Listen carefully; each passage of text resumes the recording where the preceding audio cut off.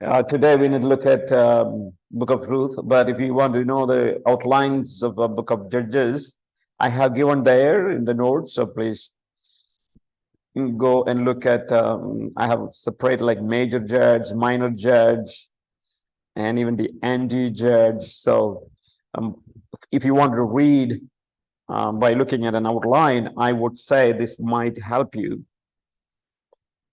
All right, let's look at book of Ruth today. Book of Ruth. Authorship. The book nowhere identifies who is the author for the book of Ruth. Proposals of the authorship, and they typically follow from the theories concerning the purpose of the book. Most of the people talk about the authorship by talking about its purpose. Jewish Talmud, which you know, that attributes the book of Ruth to Samuel. Talmud says book of Ruth is written by Samuel. And of course, there are critical view typically argues the book of Ruth was written in the post-exilic period, that is after the exile, to counter the ban on the returning exiles against marrying foreigners. So in order to validate marrying foreigners, this is written. That is the critical people argue. The argument is that if great King David descended from the mixed marriage with God's blessing, the post-exile prohibition into marriage is wrong-headed. So you don't have to prohibit anyone if they want, if they are marrying from other religion, not a religion, but at least from Gentiles. But as far as conservative, who talk about authorship, these are some of the things that they wanted to make, they try to explain. So we know that critical, they're always against the Bible, so we don't believe what they say. That means conservatives, someone like us, how do they say? They're also not really dogmatic about who wrote it. Right? While the post-exilic right is not impossible, the basis cited for a critical view cannot be accepted by ignorantists. So the contents of Ruth and Ezra and Nehemiah cannot be pitted against one another in an ignorantist model. So some people, they're not really dogmatic about who wrote this book, and so they don't know who actually is written. That is the main thing. Right, so basis cited for the critical view cannot be accepted by ignorantists. What is ignorantist? People who believe that there is no error in the Bible, right? They are just now. So what they say, the whole genealogy of David all the way to Perez, that is son of Judah, is supplied in Ruth. Right, that is quite interesting. The whole genealogy of David all the way to Perez. So that suggests that an immediate defense of Davidic kingship is in view. Not just the legitimacy of his Moabite's grandmother, that is Ruth. That is not the biggest thing, but his the defense of Davidic kingship is really explained in this book. That is something usually conservative scholars talk about. While an admitted argument from silence, the fact that genealogy ends with David suggests that book was written prior to Solomon's kingship. It doesn't go to Solomon. So it was written prior to kingship. This is some of the things that are picked from the book, right? From the book of Ruth. So clearly this book is written to talk about some kind of Davidic reign and Davidic kingship. Most conservatives opt for an early date for the book of Ruth and sometime during the reign of David. Samuel is, as Talmud, right? We saw Talmud says it is written by Samuel, and therefore Yes, Samuel is the leading option for the authorship, though his death prior to David's coronation could point to a later candidate. So maybe Samuel or somebody else, because Samuel died even before David came into power. So could it be somebody else? Could be. We don't know. Conservative scholars do not know, or they're not really dogmatic about who wrote, but they're clearly they know that it is not like post-exilic written document. It is written early. It is written before Solomon. That is what conservative would say. Place in the canon. In English canon, Ruth is paired with the book of Judges due to historical contemporaneity of events described, right? 3 generations before David. So it is used right after Judges in English canon. Most commonplace in the canon in the Jewish tradition is in the second of Megillah. Remember Megillah, 5 rolls, right? If you want to know, maybe I can show you again. 1 second here. I will show you how Jewish canon arrange Book of Ruth. All right here. If you look at Book of Ruth comes in the 3rd groupings, right? Ketubim. And that is divided into poetical books like Psalms, Proverbs, and Job. That's 1. Then 5 rolls known as Megillah, right? Megillah. Then historical books known as Daniel, Ezra, and Nehemiah Chronicle. This is the other way Jewish people arrange their Bible. So it comes in the group of 5 rolls or Megillah, right? 5 rolls right here. Canticles, Ruth, Lamentations, Ecclesiastes, and Esaias. That's where they put, right? Whereas we, like right after Judges, right here, in English Bible, it is arranged. All right.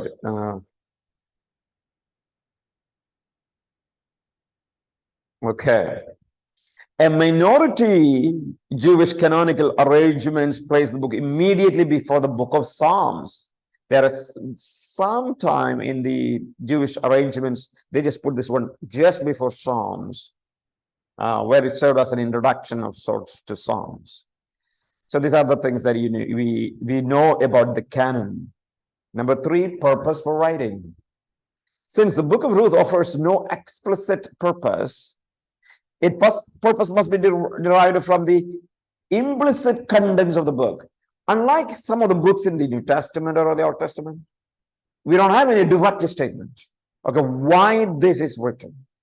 So following possibilities emerge, or maybe a combination of them.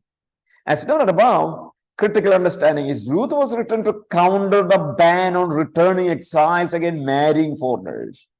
Well, this purpose does not combat with inerrancy. They talking about that this is not really inspired for liberals. Book of Ruth is not really inspired. This is wrong documents. This is a human book. That is what they say. So we don't accept at all, because we believe it is part of God's word, inerrant. There is no error. So then, what about others say? Some, especially from the Reformed tradition, see Ruth as an allegory of the Christian church. Wow. It is an allegory of Christian church, assigning typological value to the main characters. So they would say, Naomi is equal to Israel. Naomi's spiritual meaning is Israel. Boaz's spiritual meaning is Christ. Ruth spiritual meaning is church. That is what some Reformed group interpreted this one. While, all right, here is the word Goel, right? Goel. So that is okay. Goel. Hebrew word, Goel. Somehow I forgot to change that one. So what is Goel means? Goel means kinsman or redeemer, right? So while, yes, this Goel, the idea of kinsman redeemer in the book of Ruth, bears some resemblance to Christ's function, it is unlikely that an intentional anticipation of Christ's work is in view here in the book of Ruth.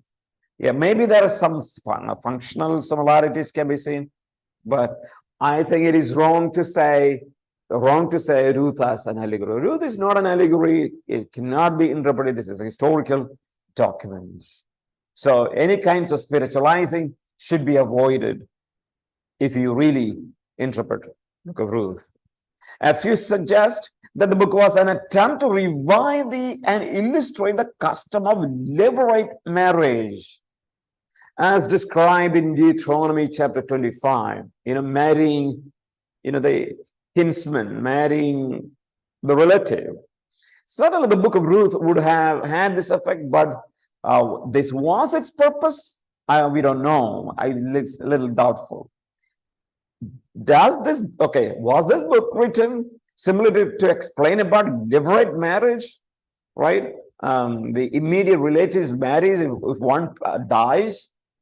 All right, one husband dies, so his immediate relative marries his wife in order to just show that this book is written. I don't know. That's not really, doesn't look like that way. So some regard the book as an exemplary story of kindness or friendship. Like Boaz shows kindness to Ruth, so it's just a story of kindness. That's what some people see. While this is true, it falls short of a satisfactory purpose for a canonical book.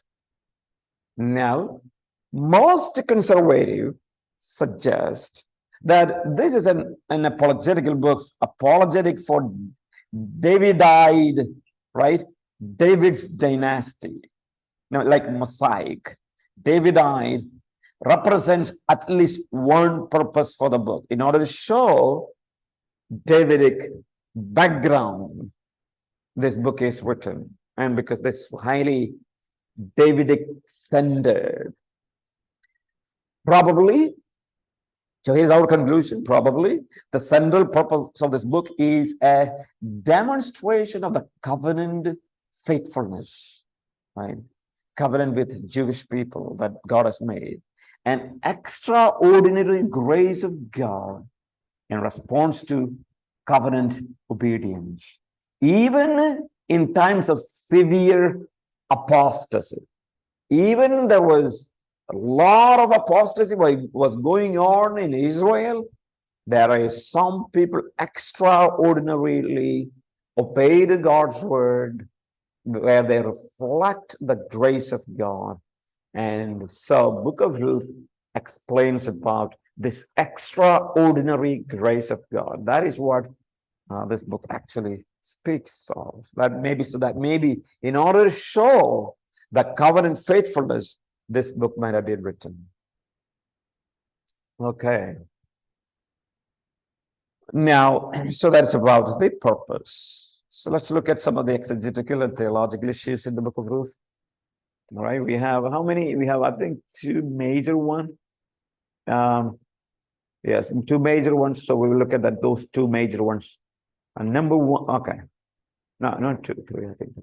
One, problem of intermarriage with the Moabites. Right? That is the first problem, because remember, God already said how you need to get married.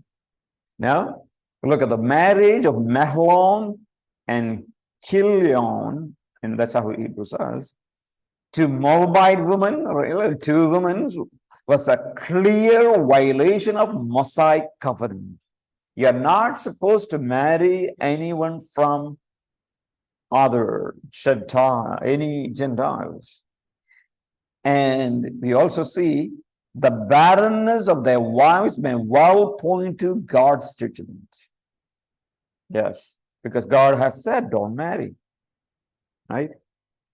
So that is the first problem. The fact of a marital covenant and the realization that marrying Ruth was the most comprehensive means of showing chesed, love, loyal love, to the dead in chapter 220. However, created a complex legal moral dilemma for Boaz, right? Boaz. Scripture is unclear whether these facts justified his action. He decided to show mercy to the living and the dead, however, certainly commendable. So, yes, when you study this book of Ruth, this is a dilemma that we really face, that is intermarrying, right? Marrying women from Moabites, right? That's clearly violated here. Yeah, that is a clear violation. And even judgment has taken place. Now, then what about Boaz? He also married Ruth, right? Like a kinsman, realizing marrying Ruth was the most comprehensive, showing chesed to the dead. This is the way that you show love to the dead people, right? Yeah, so he married relatives, the dead relative's wife. Kinsman, that levirate marriage is taken place. However, again, there is a problem happening, a moral legal dilemma. Now, I would say scripture is not clear at all whether this can be justified, because still Boaz is marrying whom? Ruth, who is a Moabite, right? Moabite. But at least one thing we know, that she's converted, right? Because she said, yes, it's not totally that your God is my God. So that is there. She's converted. She expressed her faith, which is very, very interesting there. And anyway, so he has shown chesed. Chesed means loyal love, right? Toward this woman, towards Ruth, right? And his desire to show mercy to the living, that is to the Ruth, and to the dead, that is Mahalon, or whatever, or is certainly commendable. So yes, there is a problem. You see, there is the intermarriage, which is against the law of the Old Testament.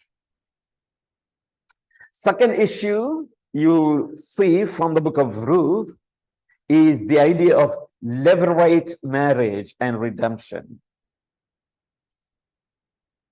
Levirate marriage and redemption. Levirate marriage is the provision, it's a provision of Mosaic law. And you see that Deuteronomy chapter 25. Let's go there for a minute. Deuteronomy chapter 25, verse 5. Can one of you please help reading? Deuteronomy 25, verse 5 to 10. Anyone?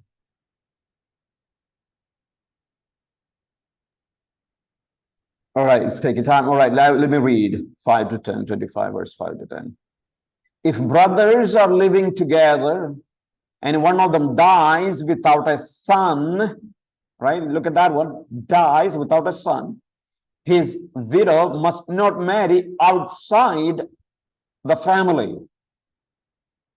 Should not marry outside the family. Her husband, brother, shall take her and marry her and fulfill the duty of a brother-in-law to her.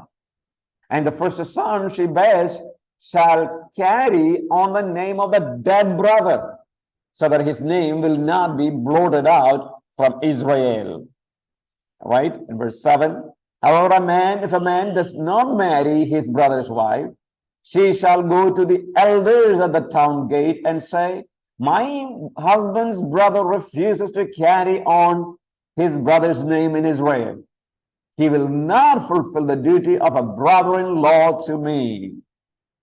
Then the elders of his town shall summon him and talk to him.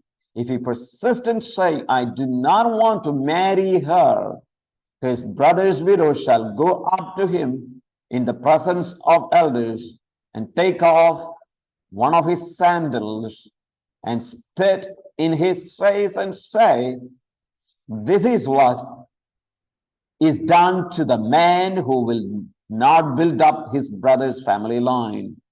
That man's line shall be known in Israel as the family of the unsandaled. All right. So this is the passage, right? So you have the background. The brother will marry the deceased wife if there is no son. Right? If there is no son, that is the point. So what we have to understand here, in which a widow's brother-in-law, known as a Levir, right, brother-in-law, was obliged to marry her and give her a son to perpetuate his brother's family. That's, so marrying this relative, or like brother's wife, because brother is dead. So the immediate tension in Ruth is that levirate marriage is seemingly not in view. Naomi had no son, and as such, her daughters-in-law had no hope of benefiting from Mosaic provision, because all the sons of Naomi has passed away, right? All of them died, right? None in the family. So there is nothing binding like in the family.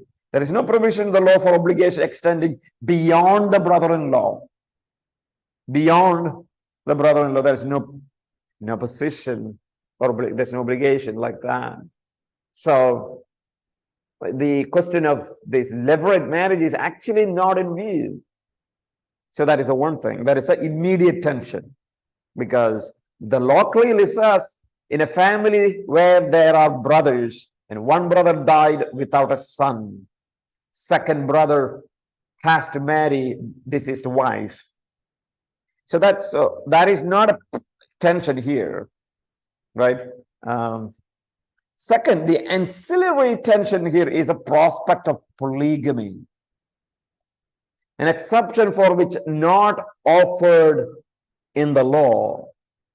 Debate persists whether polygamy was legally sanctioned or even demanded in these circumstances. That's a debate, right? Like more than one wife. Ruth chapter 3 verse 6 may suggest that this is not the case. All right? That's not the case, but a clear answer to this tension also is not forthcoming. You don't see, right, marrying. Look at Ruth now for a minute. Ruth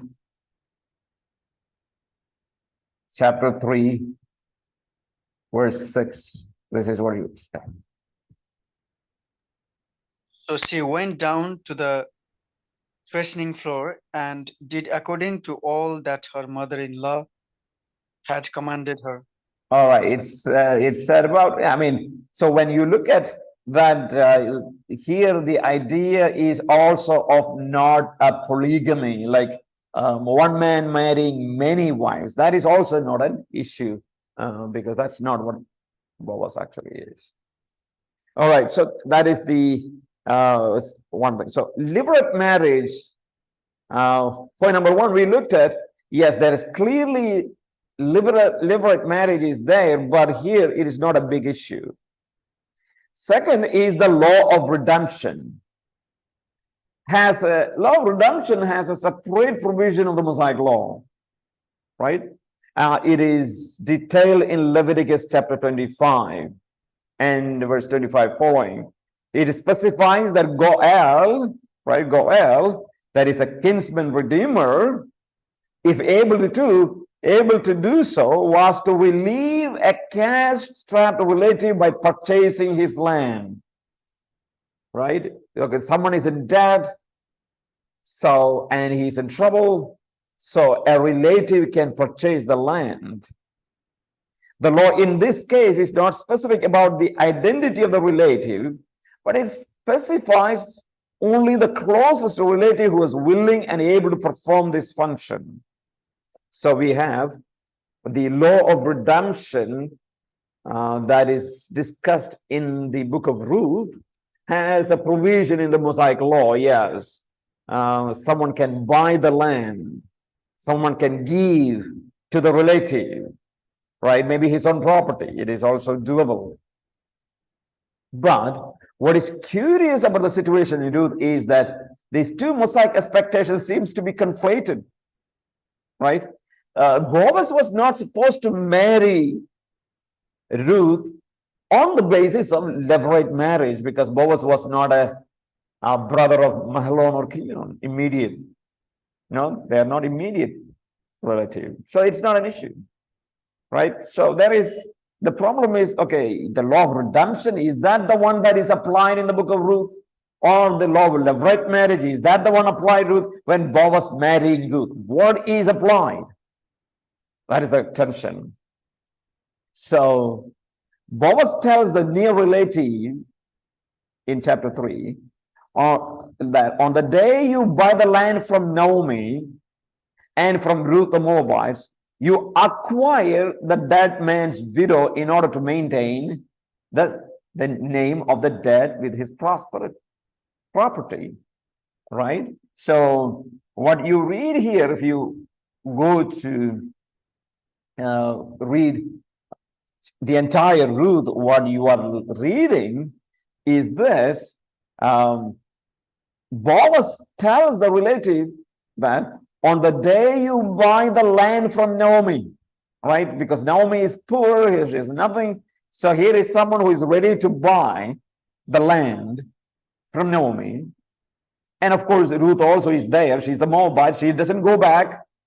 She is still there with the Naomi. So there are two individuals, the mother-in-law and the daughter-in-law, both of them are there. And he says, if you acquire the land, then you are also acquire that man's widow in order to maintain the name of the dead with his property. So what is the problem is the two ideas. One is the levirate marriage, marrying the brother's wife, and the second idea here we said the law of redemption, that if your brother is in debt and another brother can buy his land, so he becomes the redeemer of this brother, right? He can repurchase his land. So it looks like there are two law in the Old Testament is conflated here, that where when Boaz speaks, especially in chapter 3, not only 5, but you need to go and look at chapter 3 in its entirety. So two options emerge here in the tension. The obligation was that the potential Goel, that is kinsman redeemer, had to marry Ruth, and he refused because he was already married, right? And he would endanger his own estate by polygamy. So that is one problem is there, right? If you read the book of Ruth, because he's already, yes, married, and he's marrying one more person. The tension, if you look at, is the concern is the estate appears to be economic problem, not a marital problem for him. So he's thinking that he will lose the estate here, right? So that is an issue we face. The another problem is the obligation was that the potential had to marry youth, and he refused because he wanted to marry the woman of his own choosing, right? That is also an issue, not a Moabite. And a father to preserve his own family name, that is also issue there. So there is no levirate obligation in these circumstances, right? So that is another struggle we see. The third struggle, obligation was the potential Goel had to marry Ruth, and he refused because he was already married and could not support two wives. All right. And he doesn't want to marry a Moabite. He doesn't want to have two wives. That is a tension. Now, there is no levirate obligation, so it's not really obligated. And the fourth one, obligation, was the potential that Goel had to marry to support Ruth, and maybe the tension is that he refused because he could not afford it, right? That is a tension there. Now, the statement that Goel was obliged to maintain the name of the dead with his property, which is levirate marriage language in Deuteronomy, he uses there, that is also tension. A tension arises. An obligation was the potential that Goel had merely to support Ruth and not really marry, and yielded a Boaz superior magnanimity. Yes, Boaz was willing not only to support Ruth, but also to marry her, thus both redeeming her and maintaining her previous husband name. Yeah, that is all.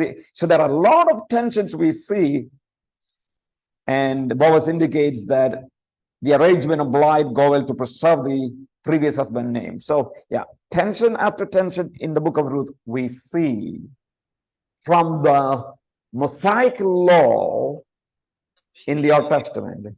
So how are we to understand? Now, the conclusion is this is a difficult book to explain. How do you see? A satisfactory answer is elusive, very difficult. Perhaps the best solution is to suggest that two men were resting their argument on a local interpretation of the Mosaic law that actually exceeded it. They interpret the Mosaic law in a way that doesn't demand that kind of explanation. Here is Donald Leggett. He suggests that despite the absence of an explicit connection between levirate and Goel functions, right? Despite the absence of an explicit connection between levirate and Goel function, a connection may be inferred, right? May be inferred in either case, option B or C, right? Maybe an option B or C is maybe an inferred, right? What is option B and C? Right? Obligation was that potential Goel had to marry Ruth. He refused because he wanted to marry a woman of his own choosing. That was the initial reason why he was refused, right? Because he doesn't want to marry, he wants to marry whatever he likes, not a Moabite. And so he wants to. So that may be a reason. And we have number C, obligation was that the potential Goel had to marry Ruth, and he refused because he was already married. He could not support two wives. It could be, but I'm saying this is very, very difficult. All the scholars have a problem in explaining the issue of Boaz marrying Ruth. Why did he marry? Right, that was a big issue. Right, it was a big issue for many. So that is a difficult topic to explain. I understand, difficult to understand, because none understand why the story this way, why he was obliged to marry Ruth. Why did he marry? Because there was no reason, because he was not the immediate brother of the deceased husband, right? So it is a tension right there. Understand that's not that easy to explain. People have a lot of suggestions, but so I usually do, maybe there is a wrong interpretation of them. All right. Now there is another area that we need to look at here.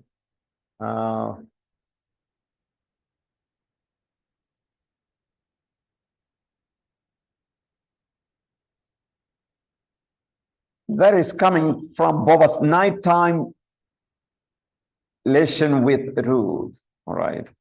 Nighttime relation with Ruth. So what is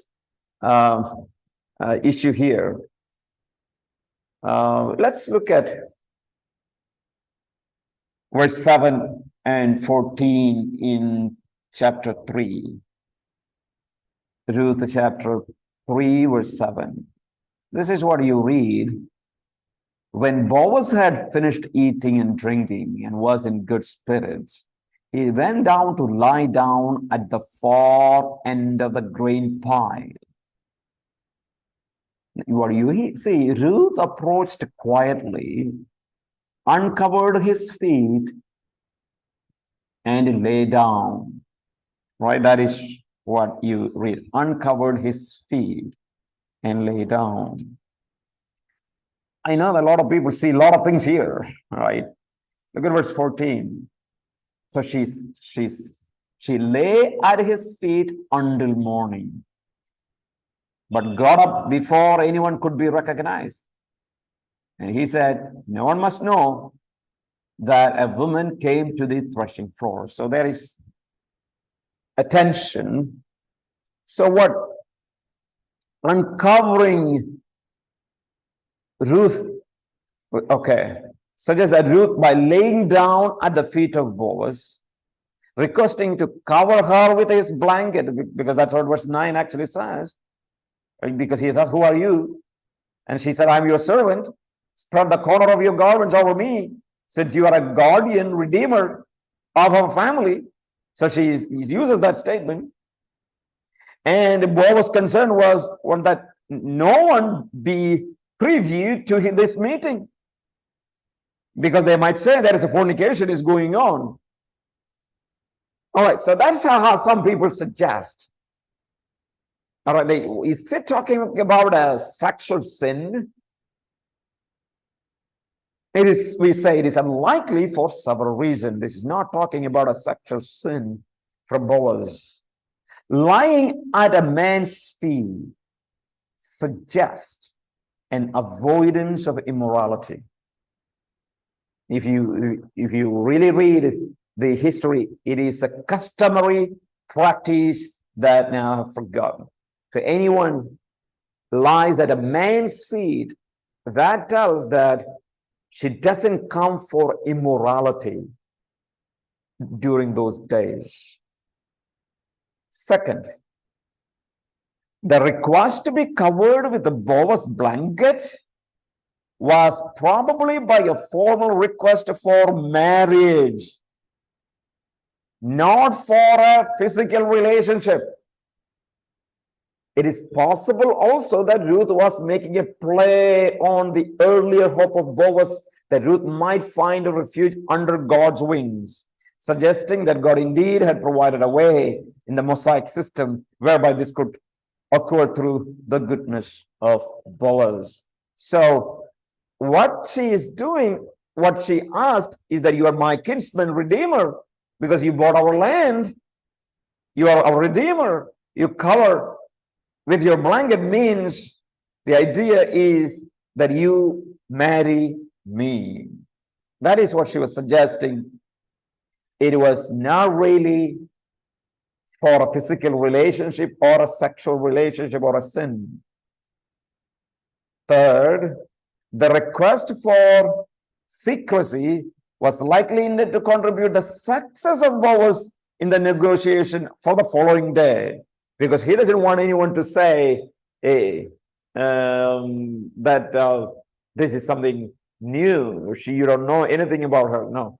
So he wants to talk because he's going to talk in chapter 4 about certain things about this marriage. And Boaz's statement that Ruth was a woman of noble character, right? A noble character. In chapter 3, we read, and now my daughter, don't be afraid. I will do for all you ask. All the people of my town know that you are a woman of noble character. That is what Boaz said. That seems clearly, right, seems most curious in fact that she came for the purpose of fornication. So, if any people interpret at least this one as Ruth committing adultery with the Boaz is out of context. They don't understand. I know that we have a problem with kinsman redeemer marrying, Boaz marrying Ruth at the beginning. Is a problematic thing. I think we understand that it's very difficult to explain why he had to. But here, maybe most scholars suggest that maybe he interpreted the Old Testament law so extensively beyond the boundary.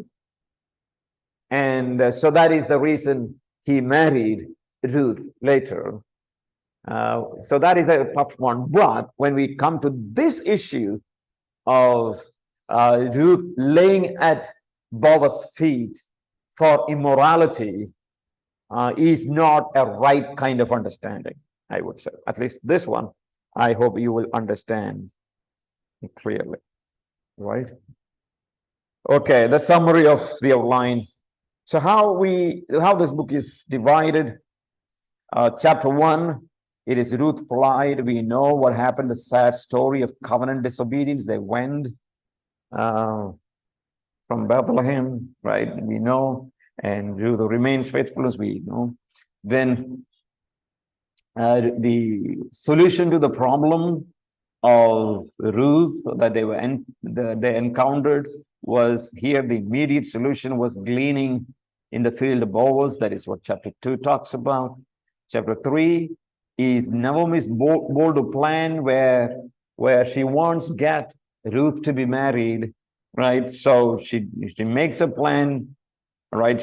Yes. Naomi remembers the ancient Mosaic custom and hatches a plan, asking Ruth to go to the field. And Ruth carries out the plan.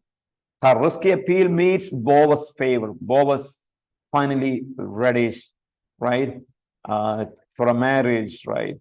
And then we also see Ruth reports back to Naomi what happened in chapter 3, verse 16 onwards, right? Ruth came to her mother-in-law, and how did it go, my daughter? She's told everything what happened. So is ready. And chapter 4, we have, according to the custom, Boaz makes legal negotiations to secure Ruth, right? Secure Ruth here. And Boaz marries Ruth, and they have a son, right? In conclusion, the genealogy of David through Boaz, right? Talking about Obed and all the Jesse and all the genealogies given there to tell how. So yeah, so the book of Ruth is given in a way to show how God graciously intervened in the life of a Moabite woman who became in the genealogy of David. But we know that in the New Testament, she is in the genealogy of Jesus Christ.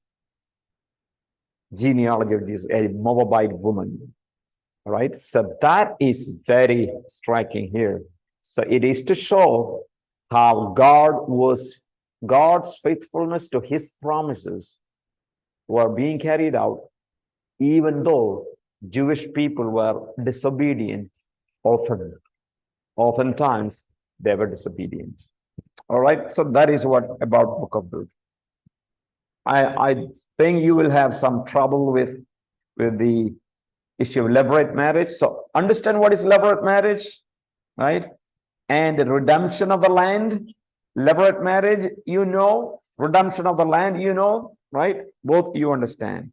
But somehow, how they applied here, how Boaz married Ruth, it is not really demanded by Mosaic law. Even buying the land, yes, buying the land is somehow can be explained. Redeeming the land, right? The law of redemption. It is much more can be understandable, right? If a relative has no money, and someone has no money, his relative can purchase the land, right? So that is possible, so that they will not lose the land. They are not allowed to sell any foreigners, right? Any Gentiles. Their land was not allowed to be sold. So we know that may be something that we can understand.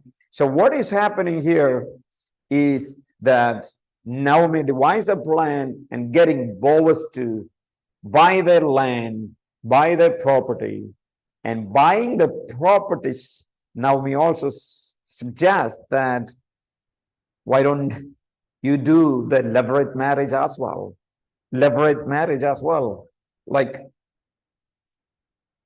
preserving a name for her children, which is far application of the law of the Old Testament. So that is a confusion. Everyone has got a problem in explaining this one. But anyway, at least if you understand this, we understand the basic thrust of the book of Ruth. So, as I said, what is the purpose? That is keep in your mind. It is a demonstration of the covenant faithfulness and extraordinary grace of God in response to covenant obedience. When Ruth was, even though she was a Moabite, when she was ready to obey, she was not a Jew, obey the God of the Jews, Yahweh, how God accepted her into the family, took her into the family, is a great story that we can preach from the book of Ruth.